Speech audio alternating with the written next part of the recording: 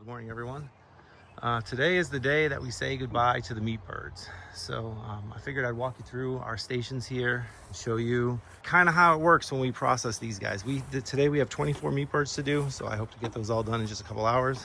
I'll walk you through the process here, and then I'll jump back in a couple times during an actual processing of a bird so that you can see where we're at. I won't put any of the gory parts here, of course, but I will show you kind of what happens along the way. So we're gonna start from the end of the process. This is the end of the process here. They end up in a freezer. So the way it works is the chickens will go through rigor mortis, kind of like any other animal. So we'll put them in a cooler. They'll stay on ice for a couple of days, usually 2 days. And then we vacuum bag them or shrink bag them and put them in the freezer. But you basically need to make sure that you have coolers, enough space to hold all the chickens you're gonna make or you're gonna process. So we've got 24 chickens. They may not all fit into this 2 coolers. We're gonna try though. We'll see what we can fit. I also have a couple other smaller coolers that we can use should we need them. Next up is our processing table. So this is the processing table. It's basically just a folding table. We make sure that this is available. I've got to give this a quick wash down before we get started because it's been in our shed. But this is where we do it. You'll notice I have 2 knives here. 2 fillet knives.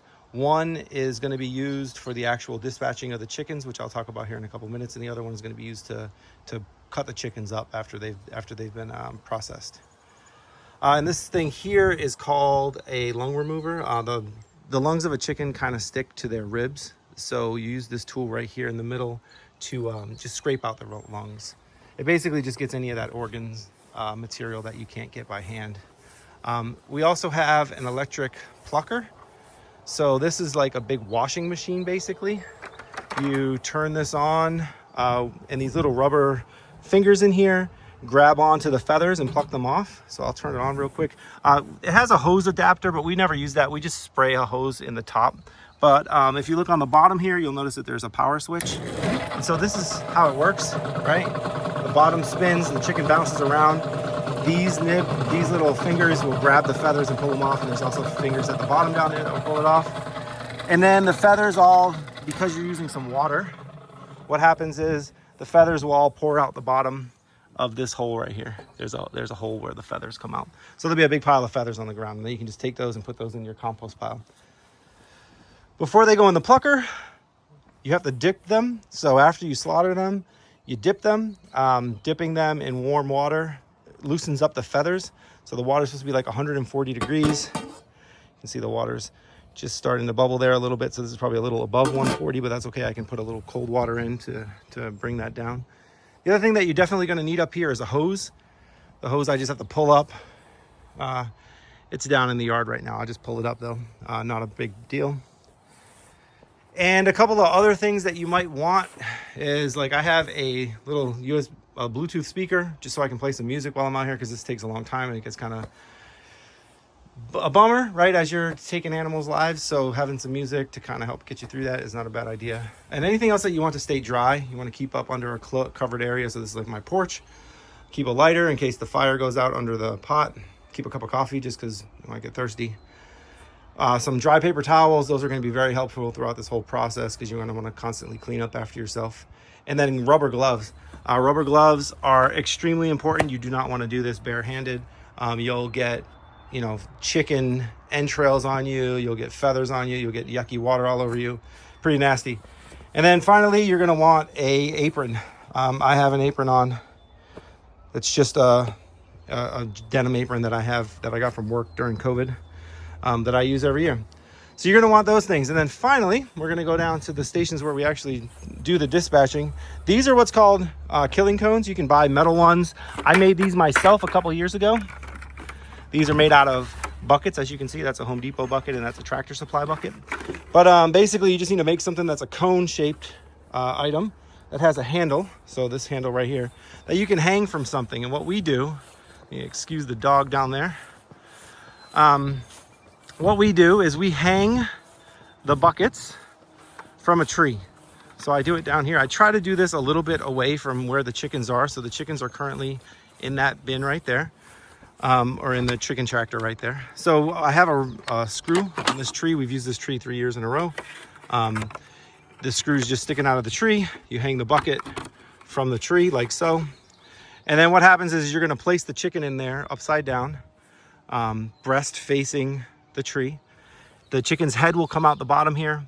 And then because the chicken's head comes out the bottom, you have space and you can slice the chicken's throat.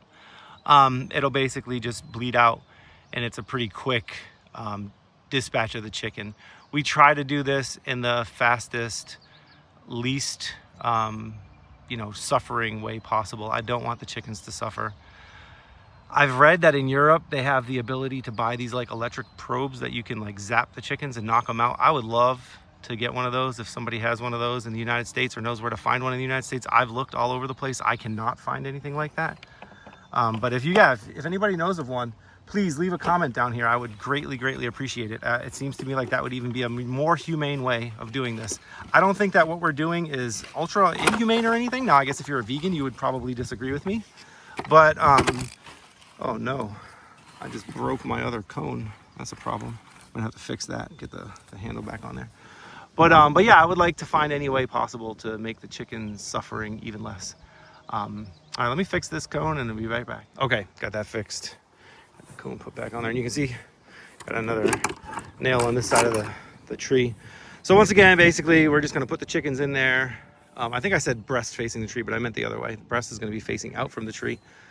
And then the chicken's head will hang out under there, and we'll use the knife to quickly cut its jugular. And once again, I do try to keep this a bit away from the chickens, and I will probably even turn their tractor a little bit. I know that they're not smart and they can't figure out what's going on, but there's something about the fact that they could see me doing it makes me feel uncomfortable. So it's stupid, I know, but I'd prefer to not do that. So I'll turn their tractor a little bit so that they can't see me.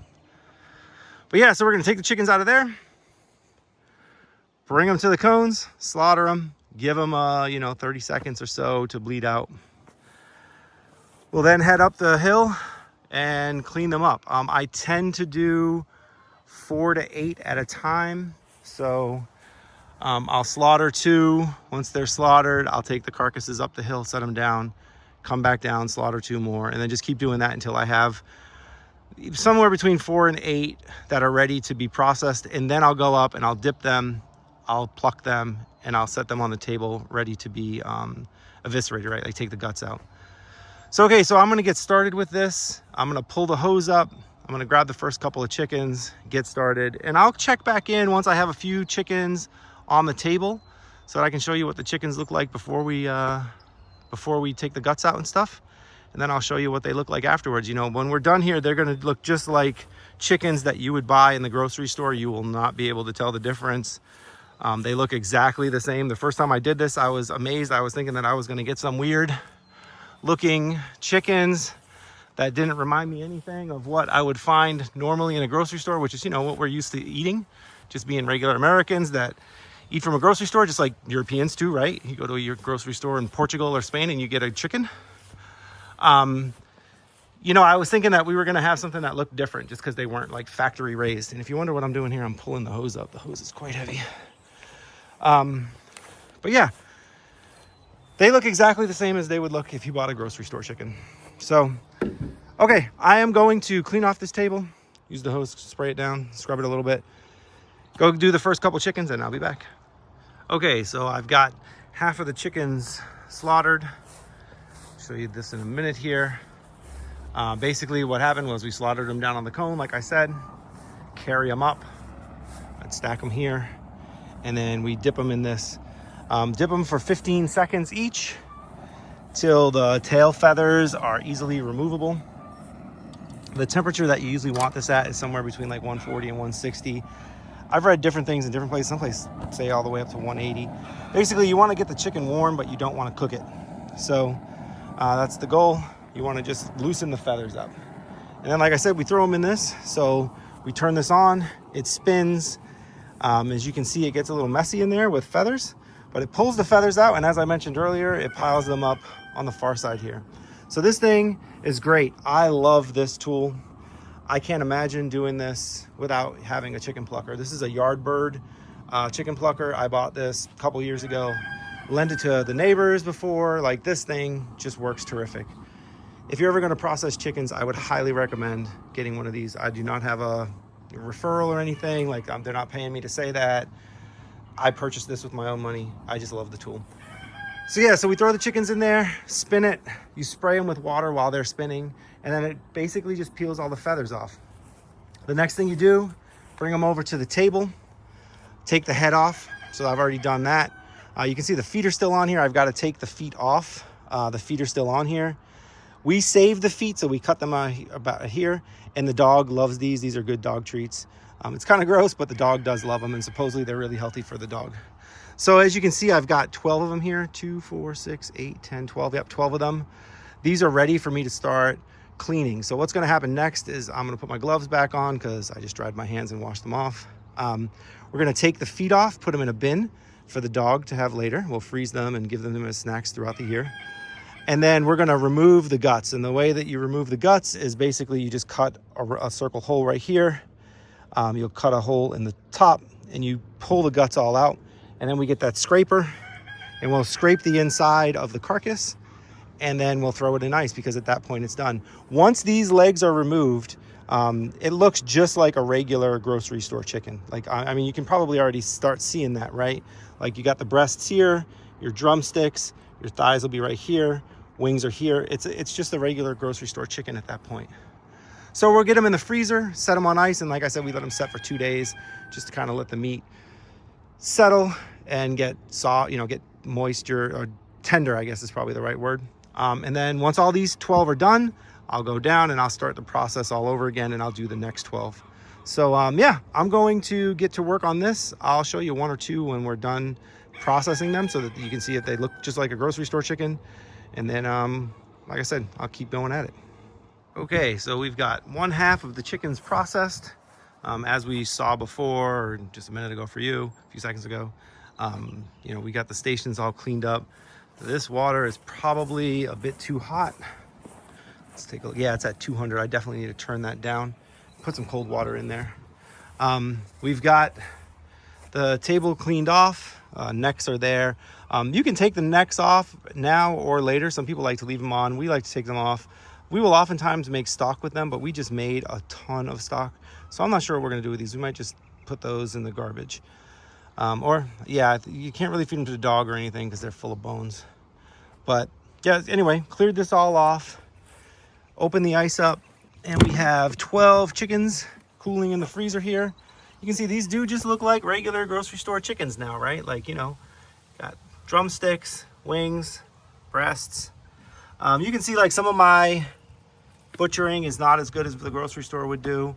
Got some peeled back skin, but I don't care about that. We're gonna, most of the time cut these up into portions and then freeze them. But even if we were to roast them, having a little bit of skin peeled is not a big deal.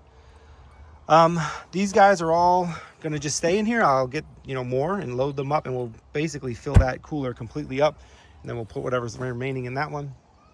I'm not gonna show it on video, but we have a bucket there that's got guts and heads in it.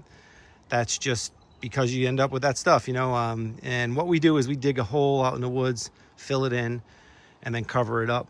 That way it doesn't attract animals and doesn't keep flies around and stuff. One other thing that I did mention is the feet. And I don't know if you've ever been to the grocery store and saw these, but sometimes in the grocery store you can buy feet. People make soup and stuff with them. We just feed them to the dog. So I took those off and set them in there. We'll put some ice on those, and then we'll put them in the freezer. Well, for right now, that's where we're at. Unfortunately for me, the sun has come out. I know that sounds a little weird, but it's nice when it's cloudy because you don't get sunburned and it's not as hot. It's really hot right now. So instead of doing a big batch like I just did, I'll probably do 2 at a time, and that way I can dip into the sun, or out of the sun every once in a while. So I'm just gonna get back to it. I'm gonna go grab 2 more, slaughter them, bring them up, dip them, pluck them, gut them, throw them in the freezer. And I'm just gonna keep doing that for a while. All right, so here we are about a week later. As I mentioned earlier, we like to let the chickens sit in the cooler for a couple days, let rigor mortis pass, and then the meat's nice and tender, and then we bag them up. So these are special bags that you can buy on Amazon or whatever, And what they are is shrink bags. So you put the chicken in there. There's like a straw that you stick out the middle through the top of the bag. And then you dip this into warm water, just like when you're cleaning the chickens, in the same pot that we use to clean the chickens. And it shrinks, the plastic shrinks. And then you just zip tie it closed. And you can see we have a whole bunch of chickens in here. There's like 20 something of them. We also parted some out and froze those in vacuum seal bags. As you can see here, we've got some, they're just thighs, breasts, and whatever else. There's a whole bunch, and we've got more meat up here. So we part them out into packages that, the wife and I can eat at the same time. So there's a bunch of parted out chicken in here as well. But yeah, this is exactly what we do. We just go ahead and prep them. We put them in the freezer, and these will be good now for a good amount of time, right? And we'll eat these throughout the winter and into next spring. That's how we kind of create enough meat, chicken at least, because we'll of course have the pigs and then maybe some venison in the fall. But this is how we create a good amount of our meat that we eat for chicken at least. If you guys enjoyed this video, please give it a thumbs up, share it with your friends. If you enjoy learning about how we're doing things here, feel free to subscribe to the channel. We're happy to have people watch. Hope everyone has a great day. Enjoy yourself, and thanks for watching.